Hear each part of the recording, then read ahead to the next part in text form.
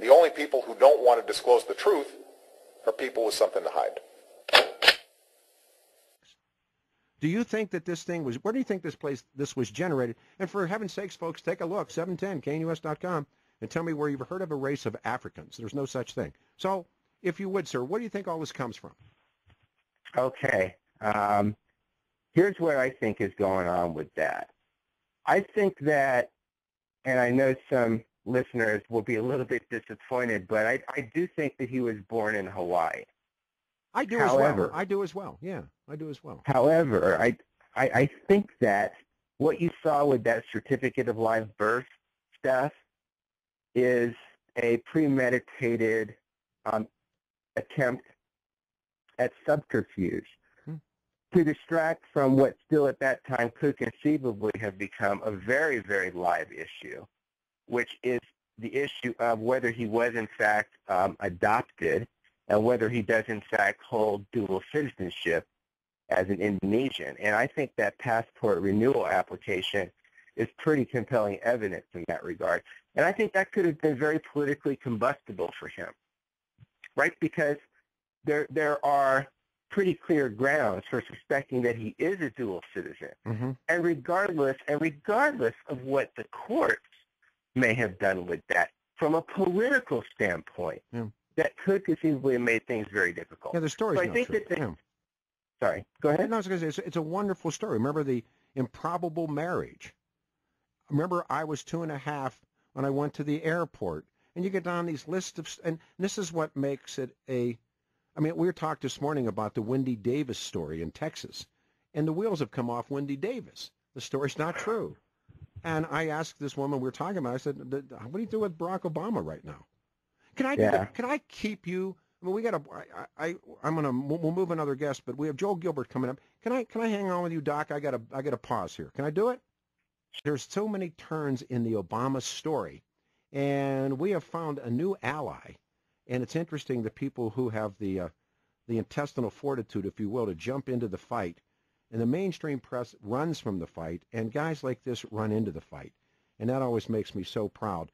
He's a PhD. And his name is Jason Kistner is our guest. He teaches criminology, and he has come on, like, again, with Nick Chase we talked about, and Jerry was on the radio show this morning, and Joel's coming up, about what do you best say, Doc? Do you just say the unexplained mysteries of the life of Barack Obama? Yeah, I suppose that's as good a way as any to characterize it. I want to come back to something. I want to stay with the certificate, but I want to come back with the Loretta Fuddy, the Hawaii State Health Director, who was the, quote, releaser of the Obama long-form birth certificate, which I think they didn't release anything. I think that this woman attorney makes this night flight to appear like this, but it's Jimmy down the hall, I believe, that manufactures the certificate itself. But what happens to Loretta Fuddy, and she is in a cult, we were talking about this with Jerry, that it looks like Ann Saturo or Ann Dunham or Ann Obama or Ann whomever had skipped. So take us through all of that, if you would. Right. So Fuddy is said to have met her demise in a plane crash, I guess, towards late, mid-December. And lots of people were very suspicious about that for pretty obvious reasons, such as what you just mentioned. And, it turns out that if you do a search on her, this name Deliana comes up. And when you do additional research, you find that she's associated with this Subud cult, which was rooted in Indonesia and subsequently spread to places like Hawaii in the 1960s. And interestingly enough, it's also tied to Chicago. So Chicago, Hawaii, Indonesia, 3 locations that have been connected to Obama's life, clearly, in a very pronounced way. And then you find that Ann Sotoro also has connections with this cult. It's a very small cult, in global terms. It's a small cult.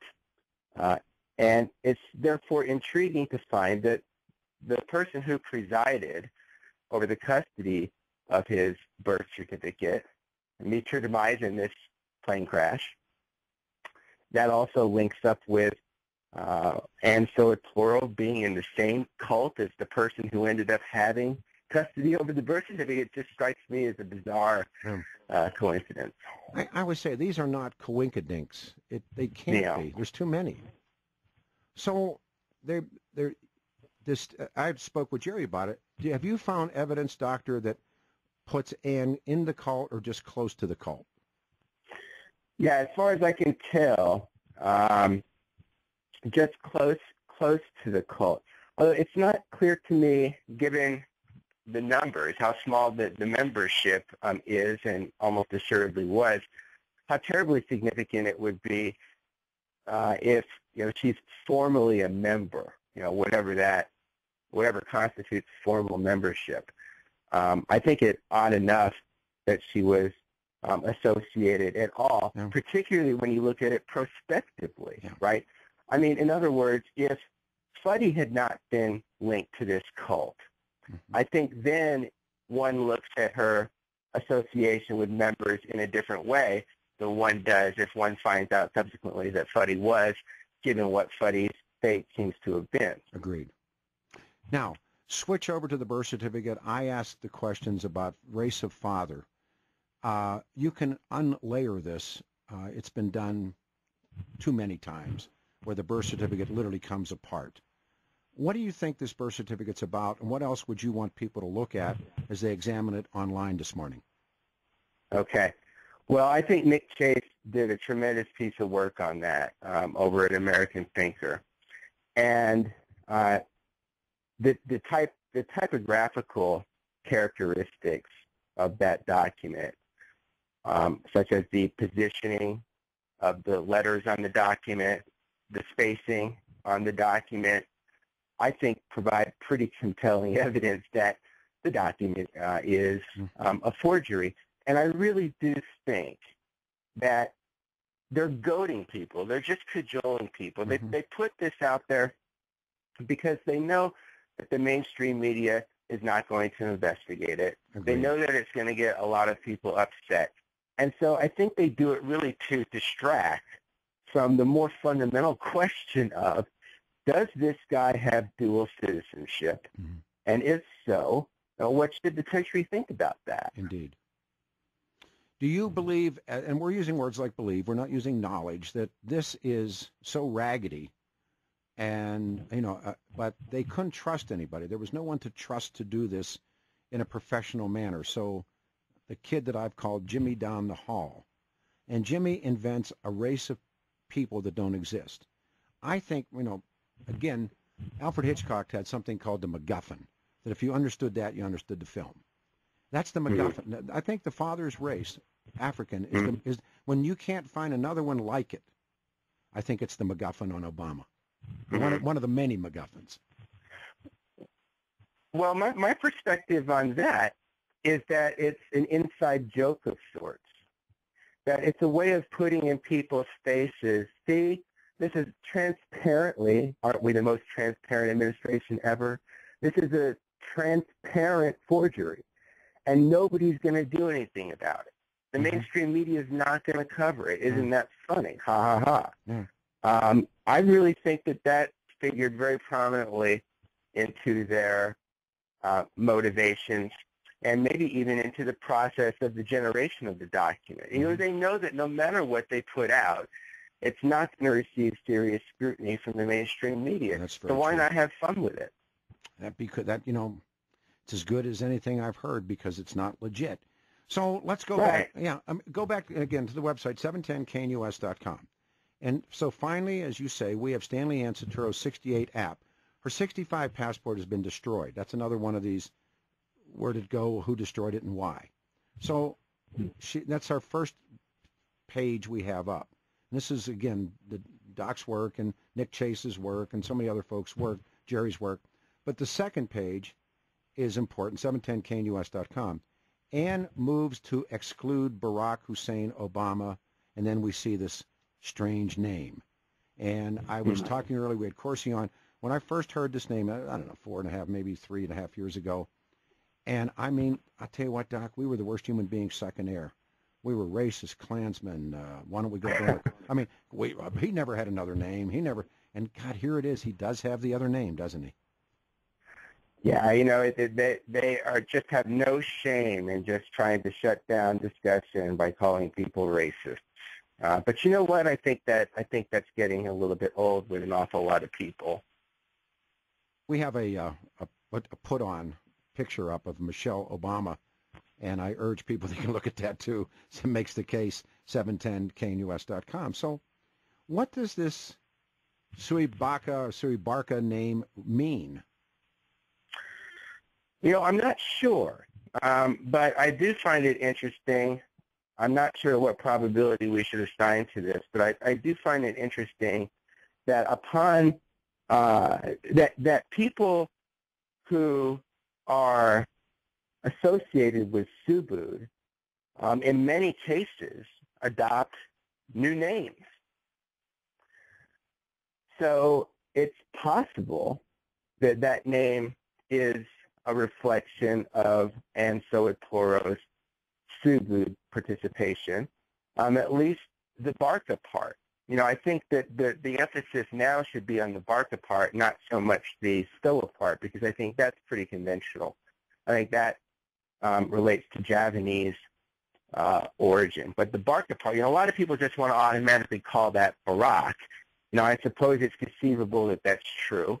You know, I don't know the Indonesian language, and I'm not a linguist, but somebody who is. Jerry said that he had an interpreter tell him that it meant son of Saturo, which would lead us more into that dual citizenship that if, you know, as we all know from people who, and not that I know because I did original research, but simply I've listened and read, and that to go to that school, he went to two schools, in Indonesia, you had to, number one, be an Indonesian by citizenship. Number two, you had to be a Muslim.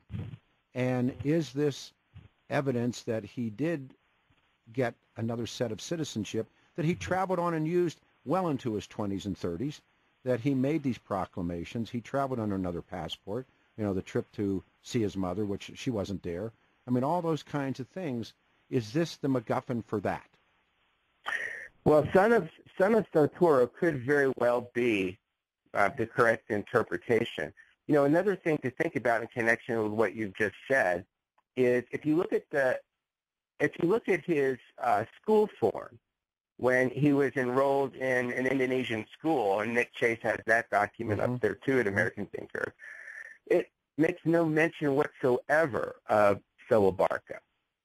It says Barry Sotoro on his school enrollment form, and then the passport renewal application says Barack Hussein Obama Soebarkah, making no mention of Sotoro. So, I mean, why wasn't there consistency there? If he's called Sotoro, yeah. That's good, too.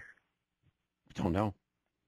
But it does exist, and like I said, it's like so many things in this quest that more people roadblock it by screaming at you than say, geez, I think you're onto something. I've witnessed this before. I'm sure you've witnessed this before in your investigations. It's fascinating. It's just fascinating, Doctor. What I'd like to do is have you on a rotating basis. We can speak with you for all the research that you've done. One more thing, and I brought it up earlier, and others have brought it up now that they're reading this. You say there's three cities, three places, better yet, that play out in the life of Barack Obama. And what are those three places? Well, Chicago, Hawaii, and Indonesia. Yeah. Yeah, those are locations that kind of are glued to him. Yeah. Yeah. If you can go back in time, those would be the three. And, of course, the fact that Stanley Ann flees, if you would, to Rock when this baby's 2 weeks of age and moved to Seattle. And this is bringing people up that the headquarters of that cult was in Seattle. I don't know if that holds up or not. It's crazy stuff. Well, also New York. Don't forget that one. Yeah, no, that's right. God almighty. And the Business International Corporation, too. People should look into that. I'll tell you what, we will have you back maybe as early as the middle of next week, and who knows what the weekend will bring on this story. But you're remarkable, and I really appreciate you taking out the time to be with us this morning, Doctor, and joining in the fray, and hopefully we can make you part of our radio team that quest the truth. All right. Well, thank you, and good talking with you. Thank you, Doctor. You're terrific. Thank you. The only people who don't want to disclose the truth are people with something to hide.